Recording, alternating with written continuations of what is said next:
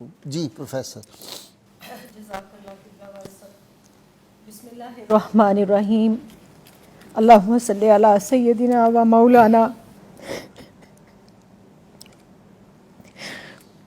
محمد و علی آلہ و صحبہ و بارک وسلم۔ قبلہ غازی صاحب، آپ کے لیے میں نے ایک شعر لکھا تھا کہ اتنی جرت سے کون بولے گا آپ کو میری عمر لگ جائے۔ آج میں اس شعر میں ترمیم کے ساتھ آپ کو دعا دیتی ہوں کہ اتنی جرت سے کون بولے گا آپ کو عمر خضر مل جائے۔ ہم گھروں میں بیٹھ کے خواتین تماشا دیکھ رہی ہیں کہ الرجال قوامون علی النساء کہنے والے 57 اسلامی ممالک کے حکمران کس نیند میں سو رہے ہیں، وہ کس بے حسی کا شکار ہیں۔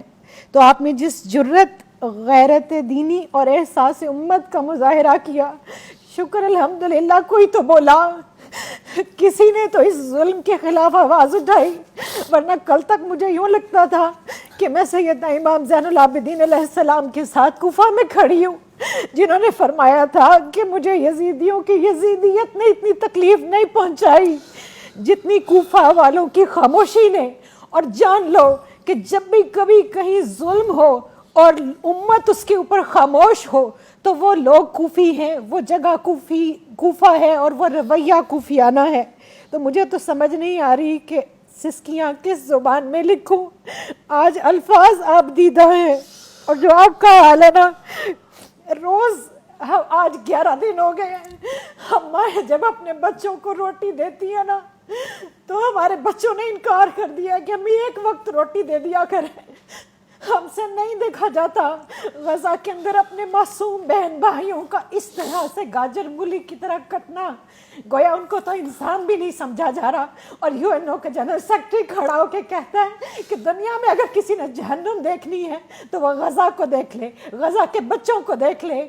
دوسری طرف یو این او امداد بھجواتا ہے مصر، اور مصر کی جو بارڈر لائن ہے وہ بند کی گئی ہے۔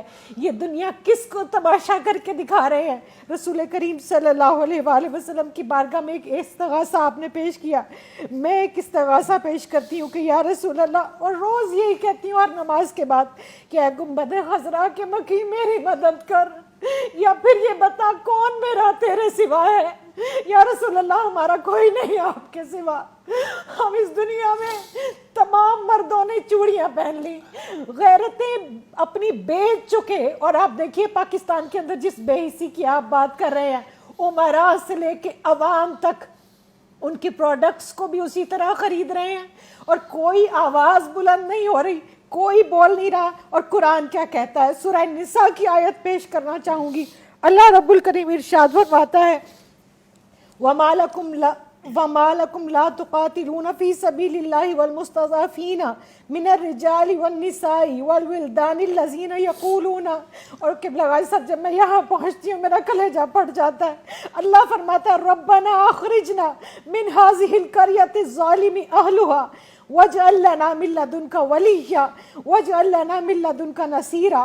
اور اللہ جھنجھوڑ کے پوچھتا ہے کہ اور تمہیں کیا ہو گیا ہے کہ تم اللہ کی راہ میں لڑتے نہیں؟ کمزور مردوں اور عورتوں اور بچوں کے لیے جو یہ دعا کر رہے ہیں کہ اے ہمارے رب، ہمیں اس بستی سے نکال جس کے لوگ ظالم ہیں، اور ہمیں اپنے پاس سے کوئی حمایتی دے دے، اور ہمیں اپنے پاس سے کوئی مددگار دے دے۔ اور سورہ توبہ کی آیت نمبر 14 میں اللہ تعالیٰ ارشاد فرماتا ہے کہ پھر تنبیہاً، کہ پھر تم انتظار کرو اس وقت کا کہ جب اللہ عذاب بھیجے۔ اگر تم اپنا مال پیارا ہے، آرام پیارا ہے، اپنی اولاد، اپنی بیوی بچے، اپنے گھوڑے، اپنے کاروبار، اپنی زندگیاں، اور ہم اسی جمود کا شکار ہیں، ہم اسی بے حسی کا شکار ہیں۔ اور آپ دیکھیے 57 اسلامی ممالک میں جتنے بھی مسلمان ملک ہیں ان کے اندر کاش کہ آج کوئی جو ہے وہ سلطان حمید اللہ جیسا ہوتا۔ ایک بیٹی نے پکارا تھا، وہ اتنا غیرت مند تھا کہ پھر فوج لے کر آیا اور اس نے پھر اس ظلم کا خاتمہ کیا۔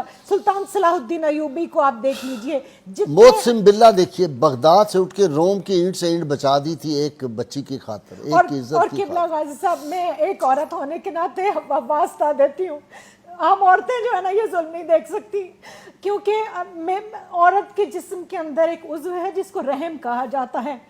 اللہ نے اپنے رحم کے ساتھ اس کو جوڑا ہے. میں اللہ کی عزت کی قسم کھا کے کہتی ہوں وہاں پر کٹنے والے بچے میرے بچے ہیں, وہاں پر کٹنے والی بیٹیاں میری بیٹیاں. ہم وہ نوزائیدہ بچے میں نے دیکھا, ایک اتنا سا بچہ, اتنا سا رحم مادر سے نکلا ہوا بچہ بھی. جینوسائیڈ کا یہ حال ہے. اسلام کشی نہیں, مسلمانوں کی نسل کشی کی جا رہی ہے, اور ہم چپ کر کے کئی سال سے یہ تماشا کشمیر میں بھی دیکھ رہے ہیں, فلسطین میں بھی دیکھ رہے ہیں, برما میں بھی دیکھ رہے ہیں, انڈیا میں بھی دیکھ رہے ہیں, اور ہم نے کئی سال تک افغانستان میں بھی دیکھا. لیکن جب افغانیوں پر یہ وقت آیا تو پاکستان نے اپنا بارڈر کھولا.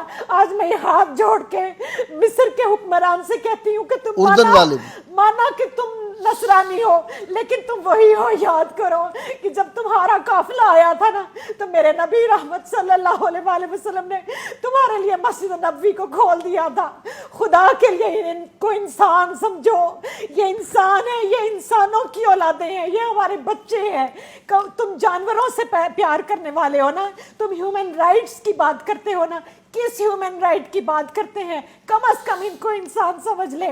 اور یہ جو وہاں پر غزہ کے اندر اجتماعی قبریں بنائی جا رہی ہیں اور ان کو جو جلا وطن کیا جا رہا ہے, اصل میں تو یہ ان کا وطن تھا.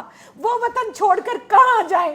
تو یا رسول اللہ انظر لنا, میں تو اتنا ہی کہوں گی, یا حبیب اللہ اسمع قولنا. اور وہ لوگ جو حضور غوث الاعظم کو مانتے ہیں وہ حضور غوث الاعظم جیلانی کا جہاد بھی یاد کریں.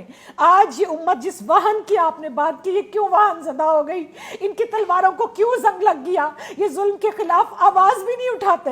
چلیں میں اور آپ تلوار لے کر نہیں نکل سکتے, ایک ریاست کا کام ہے کہ وہ نکلے, لیکن ہم آواز تو بلند کریں. آج تمام سوشل میڈیا کے اکاؤنٹس بند کر دیے جاتے ہیں جہاں فلسطین کی بات ہوتی ہے. لاکھوں کی تعداد میں پوسٹ کو ڈیلیٹ کیا جا رہا ہے. ہمارے پاس ہے کیا؟